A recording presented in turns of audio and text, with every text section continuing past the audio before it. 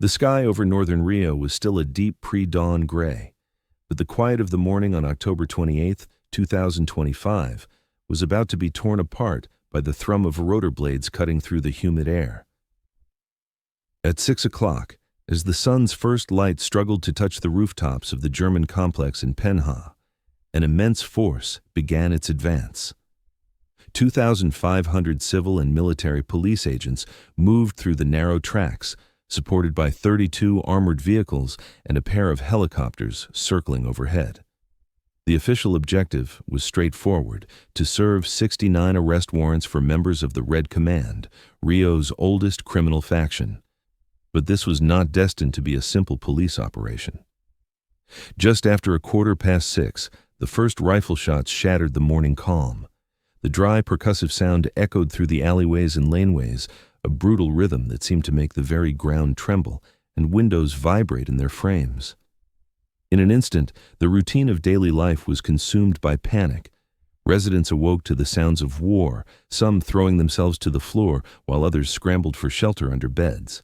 Mothers cried out for their children, and the elderly huddled behind furniture and thin walls that offered no real defense against high-caliber rounds. Above, the helicopters flew low, casting fleeting predatory shadows over corrugated iron roofs, as the noise of their propellers merged with the staccato of automatic gunfire into a symphony of fear.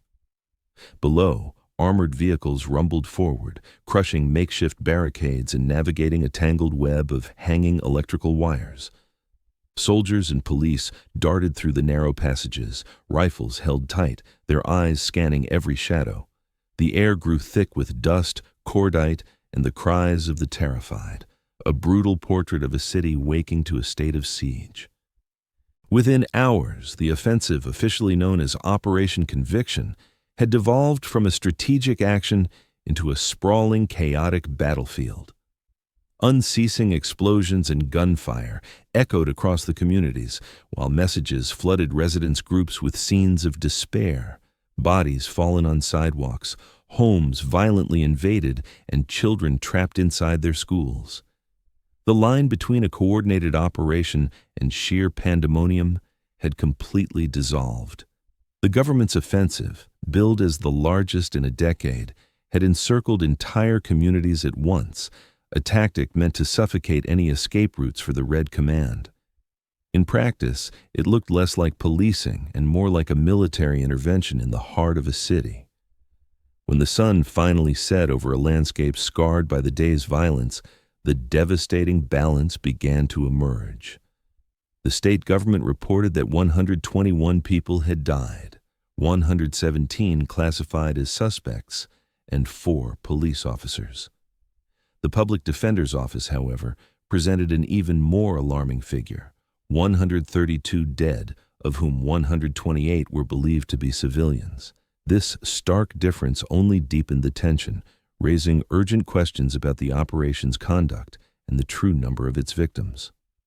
To grasp the magnitude of the tragedy, the death toll from Operation Conviction was more than double that of the Jacarezinho massacre in 2021. Until then, the bloodiest episode in Rio de Janeiro's history. It also surpassed the infamous Carandiru prison massacre of 1992, when 111 detainees were executed. It was a dark and unprecedented milestone. For the first time in the nation's history, a police operation had proven more lethal than a prison massacre, a fact that symbolized for many the total collapse of a public security model, and for others, the inevitable price of war. In the fractured soul of a city, 2 truths fought for dominance. For some, it was the sound of order being restored. For others, the death rattle of public trust. Officially, Operation Contingence was the culmination of 60 days of intense planning, itself built upon a year of rigorous investigation. The stated objective was etched with grim clarity: to dismantle the operational core of the Red Command.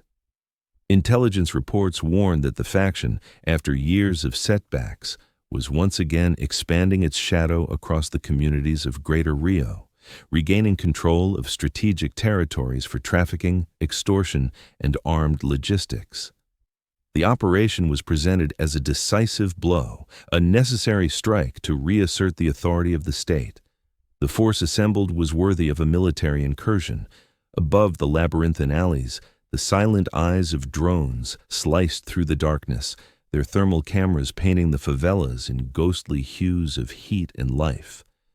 Below, armored behemoths of demolition clawed passages through narrow lanes, while tactical squadrons and ambulances lay in wait. The arsenal was formidable, including precision rifles, grenades, and heavy weapons, all coordinated by intelligence units monitoring communications. It was one of the largest mobilizations in the state's history, a display of overwhelming power. But a secret, whispered in the dead of night, was about to render it all tragically obsolete. Around 1 a.m, police intelligence intercepted their own nightmare. Audio messages and frantic calls revealed that leaders of the Red Command already knew everything. From a location in Espirito Santo, 2 faction commanders were heard warning their allies in Rio. "It's coming, Heavy," the transmission crackled. "General already knows. Reinforce the points." The revelation was a dagger to the heart of the plan. The element of surprise, so fundamental to success, had vanished. Yet, for reasons that would remain shrouded in official silence, the order was given to proceed. The result was a cascade of violence that erupted across the capital and the Fluminense basin. Hundreds of simultaneous firefights tore through communities as reports of summary executions and invaded homes flooded the wire. Alleys and avenues, once arteries of community life, were now little more than trenches, trapping entire neighborhoods under a relentless crossfire. Schools fell silent, health centers locked their doors, and families huddled for hours in bathrooms, praying for the gunfire to end. Among the fallen were 4 policemen, men the government would call symbols of sacrifice. For their families, they were the face of irreparable pain. Rodrigo Veloso Cabral, at 34, had been on the force for only 40 days. Clayton Seraphim, a husband and father to a young girl, was struck down in a confrontation. Reber Fonseca, a veteran of countless operations and a father of 2, died attempting to rescue a wounded colleague. The 4th officer remained unidentified in the initial reports. As the sun rose on October 29th, a different kind of horror unfolded in the Pena complex. Residents began to emerge, collecting bodies scattered across the forest floor and along the coast. More than 60 dead were dragged on handcarts, motorcycles, and improvised trucks to San Lucas Square, where relatives waited in an agony of despair. There were no ambulances, no firefighters, no state presence to be found. It was a scene of absolute abandonment, bodies lined up on the ground, covered with scraps of cloth, as the acrid smell of gunpowder hung heavy in the air. The Red Command's answer was not long in coming. Within hours, a wave of orchestrated terror crashed over the metropolis. Buses were set ablaze, their flames painting the dawn sky with an orange glow that stood stark against pillars of black smoke. Armed blockades materialized on the Yellow Line expressway, and the crackle of gunfire echoed down Avenida Brasil, one of Rio de Janeiro's main arteries. A cargo truck, hijacked near Manguinhos, was turned into a crude barricade against the police advance. Panic consumed the city's expressways, transforming them into corridors of fear. Motorists abandoned their vehicles and fled on foot as sirens wailed from every direction. In the north and west zones, gas stations and shops shuttered their doors. Bus lines were suspended, and even the Federal University of Rio de Janeiro canceled its night classes, unable to guarantee the safety of its students. The city simply stopped. For a brief, apocalyptic moment, it felt as if Rio was collapsing into a civil war, its people trapped between 2 warring powers, no longer certain from which direction the real danger would come.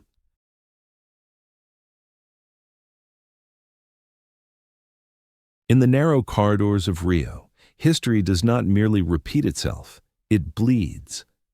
For a populace caught in the crossfire, it has become impossible to know which side poses the greater risk, as the city's violence reveals itself not as a recent anomaly, but as a chronic condition rooted deep within its social and political bones. Decade after decade, the same grim plot unfolds with new actors and new justifications, yet always with the same devastating consequences: mass death, impunity, and a deafening silence. Official figures paint a stark picture of this reality. Between 2007 and 2021, more than 17,000 police operations swept through the favelas of Rio's metropolitan region. Of these, nearly 600 devolved into massacres, defined as actions where 3 or more people are killed in a single event. These numbers reveal more than just the scale of the violence. They expose the normalization of lethality as a method of policing. Each era, in a macabre ritual, is scarred by its own signature tragedy. 1993 brought the Vigario Geral massacre, where 21 people were executed by military police in a retaliation that horrified the nation.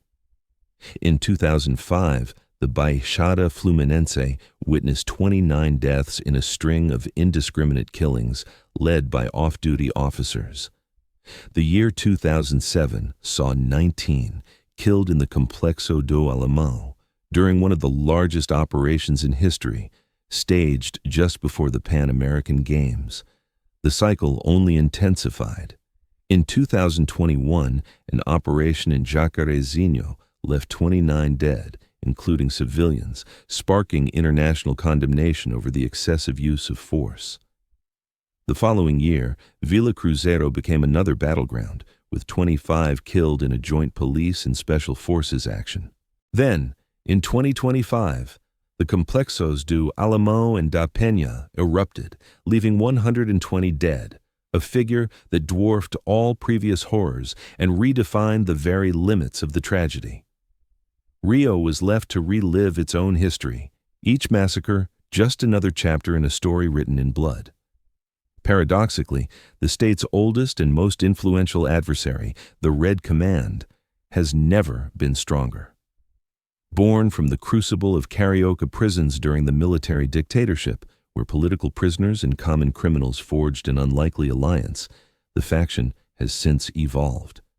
Over the decades, it has become a complex organization with a defined hierarchy, a strict code of conduct, and a reach that extends across the nation.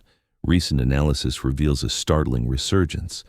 Between 2022 and 2023, the faction expanded its territorial domain by over 8%, reversing previous losses.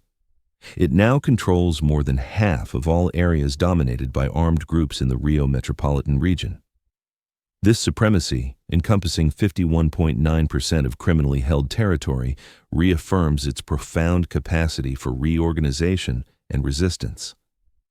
Experts point to a confluence of factors driving this growth: the crumbling of police pacification units, brutal internal disputes among rival militias, and the forging of strategic alliances with factions in other states. The result is an armed power that not only survives the state's offensives, but adapts, restructures, and emerges from the ashes of each conflict even stronger than before. Despite the sheer scale of the latest operation and its staggering death toll, the primary targets slipped through the net. Among them was Edgar Alves, known as Doca, identified by authorities as the main objective of the entire action. Intelligence reports describe a dramatic escape where a phalanx of more than 70 armed men carved a path through the firefight, escorting him into the dense forest between Penha and Duque de Caxias. Since then, he has vanished. The state government announced a reward of 100,000 reais for information leading to his capture, a record sum for such an operation. But so far, the leader's whereabouts remain a mystery, feeding a chilling realization. Despite the bloody spectacle, the core of the Red Command had not been broken. Its structure remained perfectly intact. In the cold light of the following day, the official story began to form, a stark counterpoint to the grief echoing through the favela. Governor Claudio Castro stepped before the press, defending the operation as a meticulously planned and necessary strike to fracture the power of organized crime. He framed the incursion as a professional success, a decisive step in reclaiming territory from criminal factions. For the state government, this was the return of authority, a hard but unavoidable response to the advance of the Red Command. But from outside the halls of power, a chorus of condemnation grew. Human rights organizations and social movements denounced what they saw as a massacre sanctioned by the state itself. Human Rights Watch classified the episode as a tragedy without precedent in Brazil's recent history, pointing to the chilling disproportion between civilian dead and injured police officers. The United Nations High Commissioner for Human Rights issued a statement expressing horror, demanding an independent investigation into the executions and potential violations of international law. The shockwaves traveled far beyond Brazil's borders. Foreign newspapers amplified the sheer scale of the operation and the brutality of the confrontations, painting a portrait of Rio de Janeiro as a city at war with itself. This violent chapter unfolded just 6 months after the Supreme Federal Court had lifted pandemic-era restrictions on police operations in favelas. The court had previously acknowledged that security actions in Rio exposed civilians to daily terror, violating constitutional rights. Yet, in a critical reversal, the court declared that the city no longer suffered from an unconstitutional state of affairs, authorizing the government to resume its campaign to control territories dominated by crime. The legal justification was technical and precise. The result on the ground was devastating. The fallout from the operation rekindled an old, painful debate over Brazil's public security model, with experts arguing the strategy of armed raids was both ineffective and illegitimate. As sociologist Luiz Flávio Sapori noted, these were the statistics of warfare, and wars are not won with massacres, but with intelligence. In the quiet that follows the gunfire, a city holds its breath, waiting for the final count. But when applied in densely populated urban areas, such overwhelming force often proves self-defeating. A state's attempt to weaken criminal factions ends up shredding the very fabric of community, expanding the feeling of abandonment until it becomes an open wound. One researcher would later describe the unprecedented tragedy not as a battle, but as a total societal collapse, the most lethal in the history of Rio. The initial shock of these large-scale operations may temporarily disorganize criminal networks, but the effects are rarely lasting. After the initial chaos subsides, the factions tend to restructure themselves, often expanding their power into territories left less guarded in the aftermath. As one professor grimly synthesized, no operation that leaves more than 100 people dead can ever be called a success. Even so, there are those who defend the use of extreme force, arguing that it is an inevitable, if tragic, response to the advance of factions where state control has all but vanished. For this group, to retreat would mean handing over entire communities to the dominion of organized crime, thereby legitimizing its brutal sovereignty. Between these positions, a bitter impasse has formed.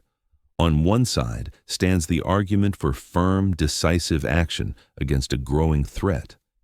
On the other, a stark warning about the staggering human and social cost of these operations.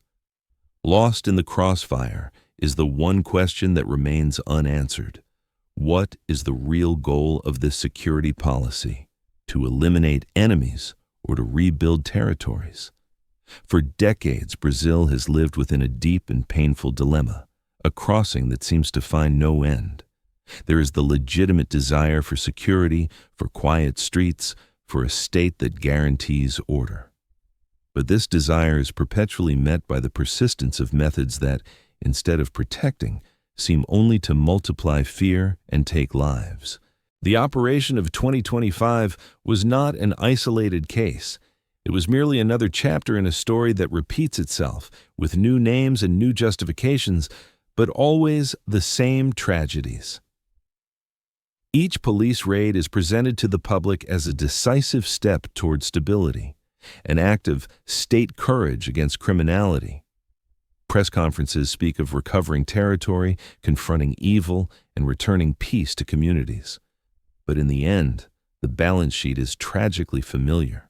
Dozens of dead, families destroyed, and communities plunged into mourning, with few structural changes to show for it. The cycle simply renews itself, and what remains is the feeling that the announced peace never arrives.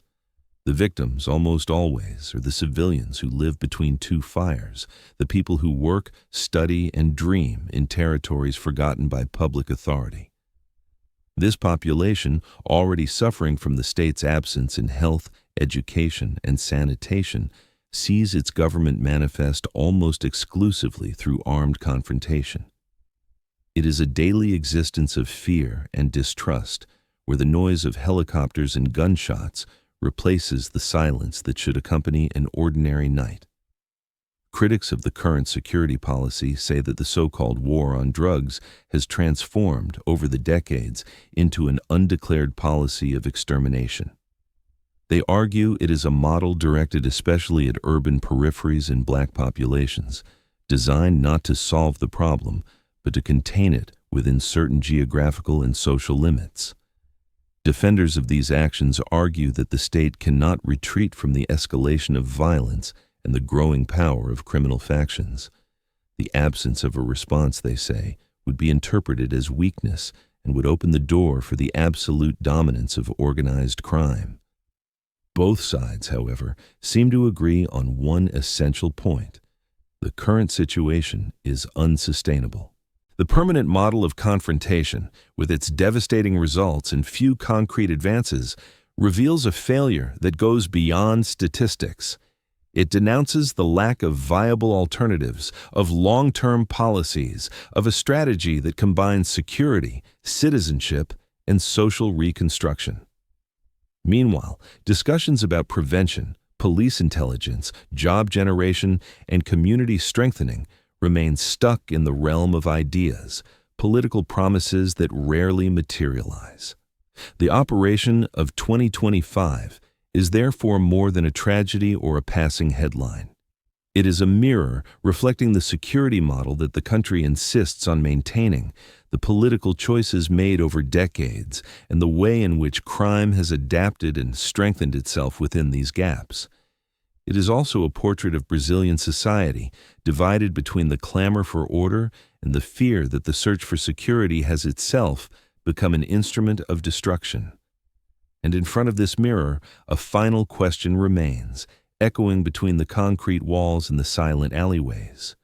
Who, after all, is truly being contained, the criminal enterprise or the very population the state promised to protect?